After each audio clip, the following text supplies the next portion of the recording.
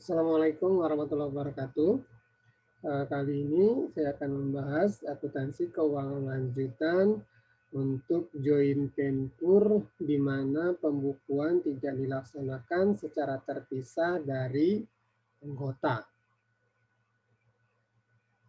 Pembukuan joint venture dilaksanakan tidak terpisah dari anggota. Dalam hal ini, pencatatan transaksi untuk semua kegiatan yang dilakukan oleh joint venture dicatat dalam buku masing-masing anggota.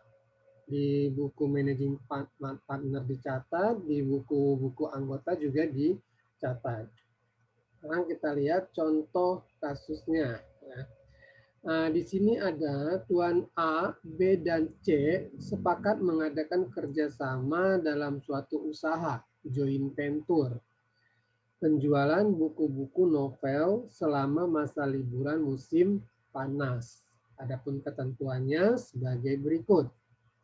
Investasi Tuan A dan C, mereka menyerahkan barang dagang sebagai penyertaan modal. Karena dengan nilai masing-masing 3.000 dan 4.500. Sedangkan Tuan B menyerahkan uang tunai 2.500. Tuan C ditunjuk sebagai pimpinan atau managing partner. Bagaimana pembagian laba? Tuan C diberi komisi 10% dari penjualan karena dia adalah managing partner. Bunga modal diberikan ke masing-masing anggota sebesar 8% dari laba usaha. Dan selebihnya nanti dibagi sama. Joint venture ini dimulai pada tanggal 1 Oktober dan berakhir 31 Desember. Jadi hanya Oktober, November, Desember. Jadi hanya 3 bulan joint venture-nya. Transaksi yang terjadi selama 1 Oktober sampai dengan 31 Desember, yaitu pertama, investasi barang dagang oleh Tuan A dan C, masing-masing 3.000 dan 4.500.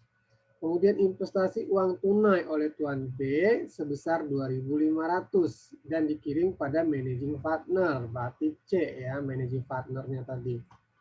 Kemudian ditarik sebuah promes senilai 1.000 dengan bunga 6%, jangka waktu 60 hari. Nanti perhitungannya menggunakan hari. Penjualan kredit barang dagang sebesar Rp16.000. Penerimaan piutang 15.900. Penghapusan piutang 1.000. Dari 16.000 ini diterima 15.900 dan dihapuskan Rp100. Pembayaran macam-macam biaya usaha sebesar 4.400. Pembayaran atau pelunasan wesel bayar sebesar 1.000. Sebesar nominal ini ya. Kemudian pembagian laba bersih 3.990. Dari mana ini nanti laba? Menghitung laba sama dengan menghitung laba pada perusahaan dagang. Itu penjualan dikurangin HPP, dikurangin biaya. Kemudian yang terakhir, kegiatan terakhir adalah pembayaran oleh Tuan C kepada semua anggota. Nah, dari beberapa kegiatan tersebut, kita diminta untuk mencatat ke dalam pembukuan joint venture. Ini adalah catatan joint venture Tuan A, B, dan C selama 1 Oktober sampai dengan Desember. Pertama kita lihat sini adalah transaksi-transaksi. Ini adalah buku Tuan A, buku Tuan B, dan buku Tuan C sebagai managing partner. Nah, nanti setiap ada anggota yang menginvestasikan, semua anggota juga mencatat selain managing partner. Kegiatan yang pertama tadi yaitu investasi barang dagang Tuan A dan C masing-masing 3.000 dan 4.000. Nah, ini kita catat di buku Tuan A joint venture. Ini joint venture 7.500. Ini dari mana? Nanti kita lihat dari sini ambil angkanya. Barang-barang untuk joint venture 3.000 ini adalah investasi dari Tuan A, nama akunnya barang-barang untuk joint venture.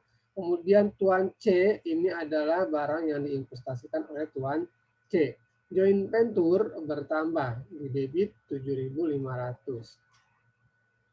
Di buku Tuan B juga dicatat. Nah, untuk Tuan A 3.000, Tuan C 4.500. Nah, kenapa di sini Tuan B, di sini Tuan A dan C? Karena pada buku Tuan B ini kita belum mencatat investasi dari Tuan B. Kita baru mencatat investasi dari Tuan A dan C. Makanya di sini kita menggunakan Tuan A, Tuan C, joint venture di debit. Debit untuk joint venture jika itu adalah penambahan atau penerimaan. Sedangkan di buku Tuan C sebagai managing partner, joint venture, Tuan A dia menggunakan di sini Tuan A karena dia baru mencatat investasi untuk Tuan A dan investasi untuk diri dia sendiri. Tuan A 3.000, sini tadi Tuan A-nya menggunakan akun barang-barang untuk joint venture, begitu juga dengan managing partner untuk Tuan C. Pada saat dia menginvestasikan untuk joint venture menggunakan akun barang-barang untuk joint venture. Sedangkan untuk yang diinvestasikan Tuan A, kita menggunakan akunnya adalah Tuan A, modal Tuan A istilahnya. Kemudian jumlahkan joint venture. Yang kedua, investasi uang tunai oleh Tuan B. Jadi pada kegiatan kedua ini Tuan B menginvestasikan uang tunai sebesar 2.500 dan sudah dikirim kepada managing partner.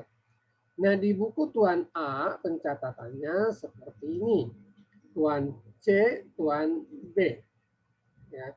Tuan B ini adalah investasi dari Tuan B di kredit, kemudian untuk Tuan C di debit, Tuan B-nya di kredit. Ya. Ini adalah investasi dari Tuan B. Karena di sini menggunakan uang tunai, makanya akunnya adalah Tuan C. Ya, kemudian untuk di buku buku Tuan B, karena dia yang menginvestasikan, makanya kasnya di kredit. Di pembukuannya dia menyetorkan uang tunai, berarti uangnya berkurang, kasnya di kredit, debitnya Tuan C. Kemudian pada buku managing partner, debitnya itu adalah kas joint venture karena yang diterima adalah berupa uang tunai, maka akunnya kas joint venture.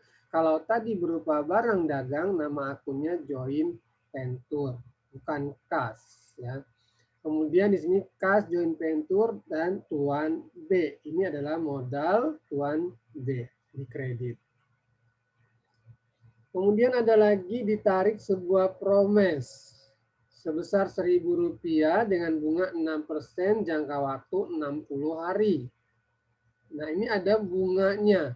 Jadi untuk Tuan A dan Tuan B kita hanya mencatat biaya bunganya. Sedangkan pada managing partner semua dicatat. Kenapa pada Tuan A dan B tidak menggunakan akun kas? Karena uang yang kita terima itu adalah masuk ke joint venture, yaitu pada pembukuan managing partner kasnya.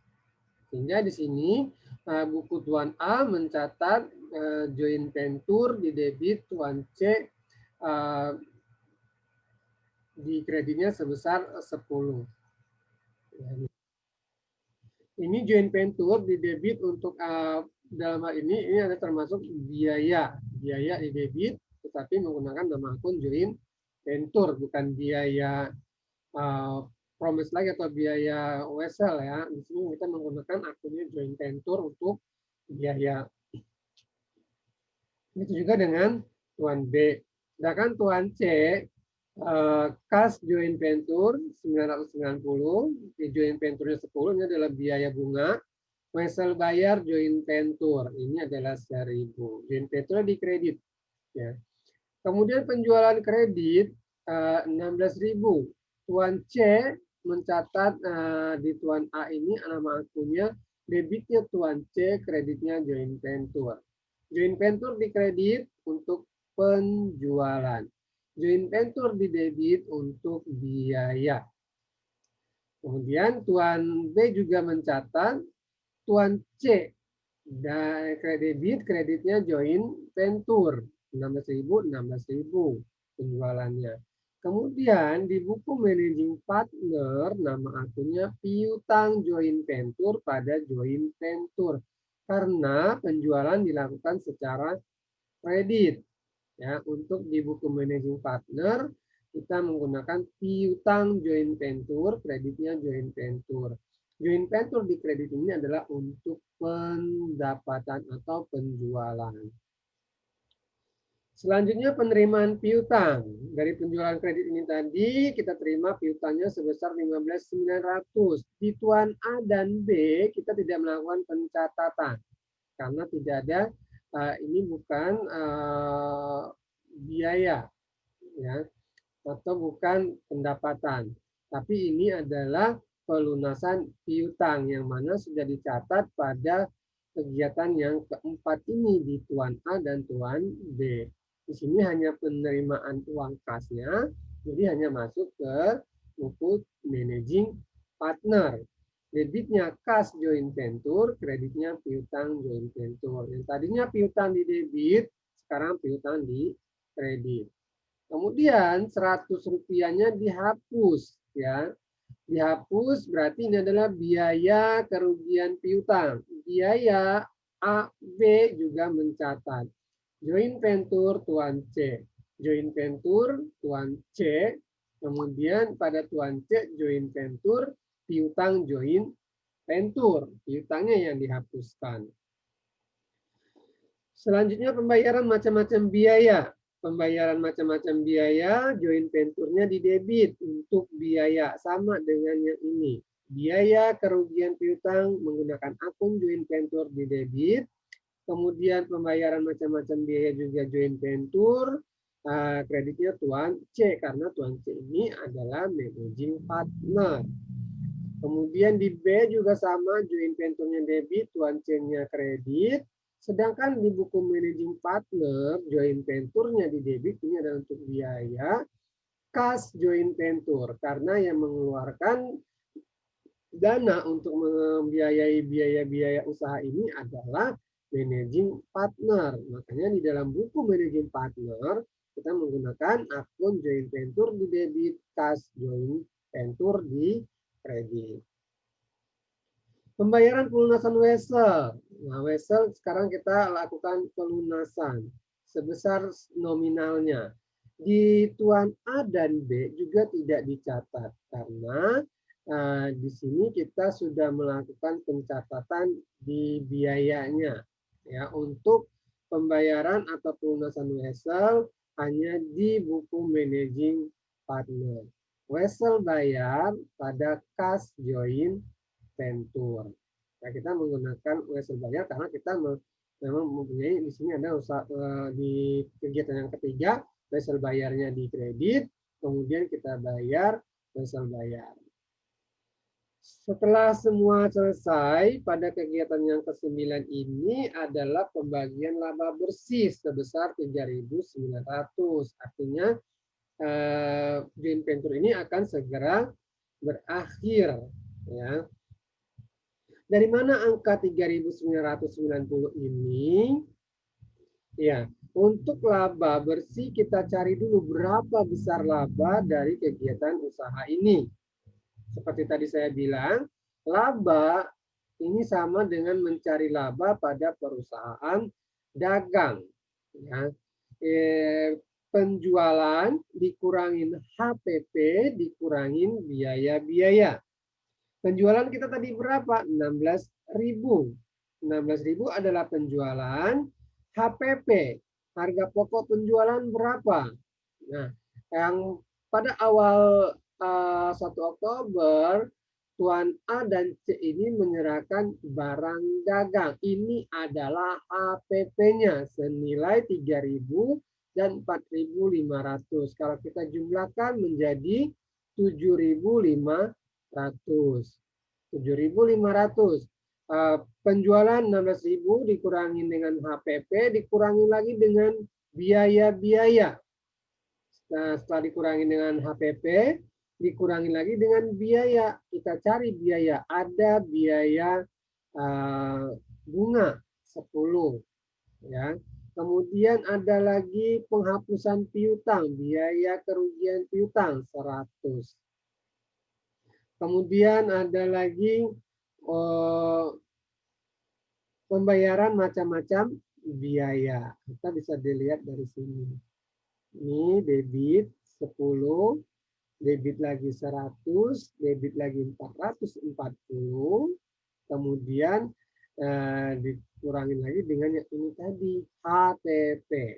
Jadi nanti ketemulah 3.990. Ya, 3.990 ini kita bagikan kepada anggota. Untuk pembagiannya nanti kita perhatikan lagi yang dari awal tadi. Di sini. Tuan C diberi komisi 10% dari penjualan, bunga modal masing-masing anggota 8%, laba usaha dari laba usaha dan selebihnya dibagi sama. Jadi nanti kita hitung dulu seperti ini dengan tabel bantuan. Kita lihat tabel bantuannya ini. Ini laba 16.000 dikurangi 12.000 10. Laba ini adalah penjualan kredit tadi, ini adalah HPP dan macam-macam biaya, ketemu laba 3.990. Nah, ini kita bagikan dulu kepada anggota. Yang pertama tadi peraturannya adalah komisi Tuan C 10% dari 16.000. Ini angka 8 abaikan saja ya. 10% dikali 16.000 ketemu 1.600. Ini untuk komisi Tuan C. Kemudian bunga modal masing-masing anggota tadi adalah 8% ya dari modal masing-masing. 8% dikali 3/12 ini adalah dari bulan Oktober, November, Desember. 3/12 dikalikan 3.000. Ini adalah investasi Tuan A. Sehingga ketemulah Rp60. Tuan B juga sama. Investasinya tadi sebesar 2.500. Tuan C investasinya 4.500. Kemudian kita kurangkan. 3.990 dikurangin 1.600 dikurangin dengan bunga modal 60, 50, 90 sehingga sisa dari laba ini hanya sebesar 2.190 ya. Nah, 2.190 ini kita bagikan kepada semua anggota dibagi rata sehingga dibagi 3 menjadi 730. Ini tanda minus, abaikan saja. Bukan dari sini dikurang ini hasilnya ini, bukan. Ya. Kemudian dari sini kita buat tabel. Komisi Tuan C yang menerima komisi 1.600, bunga modal 60 dari sini. Semua ambil 50, 90. Kemudian sisa modal 730 dibagikan ke semua anggota sama rata 730, 730, 730 sehingga total Tuan A pada akhir periode mendapatkan pembagian laba 790. Tuan B 780, Tuan C 2.420. Ya. Setelah ini kita kembali lagi ke pembagian laba. Joint venture labanya 3.990 dibagikan ke A, B, dan C. Untuk di buku Tuan A, nama akunnya adalah laba joint venture. Begitu juga dengan yang B nanti, laba joint venture untuk yang C. Jadi di sini adalah laba joint venture 790-nya adalah angka untuk pembagian laba Tuan A. Kemudian Tuan B dan Tuan C. Angkanya 780, 24, 20. Di buku Tuan B, untuk yang Tuan B nama akunnya laba joint venture 780. Kalau tadi di A, di sini. Pindah ke sini, ke buku B, melakukan pencatatan 780, Tuan A dan Tuan C. Di Tuan C, untuk bagian Tuan C nama akunnya laba joint venture. Tuan A dan B. Ya, kemudian pembayaran oleh C. setelah pembagian laba, ini baru pembagian laba, belum pembayaran ya. Baru perhitungan pembagian labanya, ini jurnalnya. Kemudian yang terakhir pembayaran oleh C. Setelah laba bersih dibagi, dilakukan pembayaran oleh C. Kemudian pada buku Tuan A, kas. Karena menggunakan uang tunai yang diterima oleh Tuan A di buku Tuan A, debitnya kas.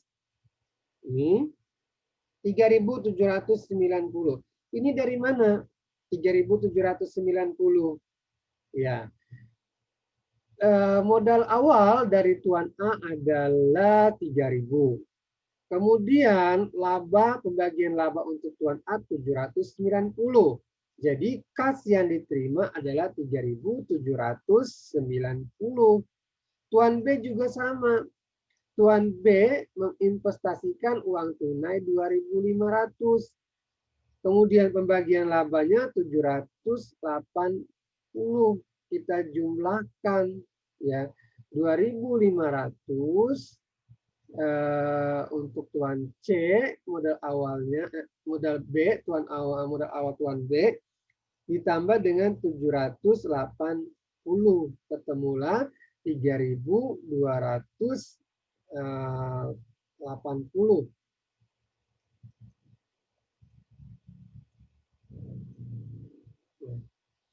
Kemudian Tuan C, ini adalah penjumlahan dari A dan B. Tuan C 7.070. Di Tuan B sama, kasnya 3.280. 2.500 ditambah dengan 780. Tuan C ini yang tadi kita pindahkan dengan menggunakan nama akun Tuan C. Tuan A, Tuan C-nya tetap 7.070.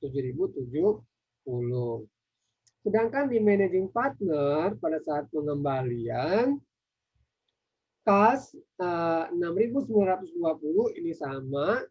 Tadi dia menginvestasikan 4.500 ya.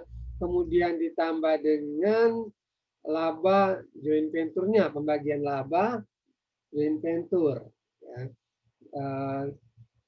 Kas 6.920 untuk managing partner, Tuan A, Tuan B, dan Tuan C. Semuanya 13.990. Ini adalah pengembalian modal dan laba joint venture ke masing-masing anggota. Jadi dengan demikian berakhir sudah kerjasama joint venture ini. Ini tadi perhitungannya. Sebelum kita bagikan laba, kita hitung dulu sesuai dengan peraturan yang ditetapkan di awal. Oke teman-teman, demikian penyampaian untuk joint venture di mana pada pembukuannya tidak dilakukan secara terpisah atau semua anggota mencatat kegiatan apapun yang dilakukan oleh joint venture. Terima kasih sekali lagi, semoga bermanfaat dan dapat dipahami pencatatan joint venture yang tidak terpisah dari pembukuan anggota ini. Assalamualaikum warahmatullahi wabarakatuh.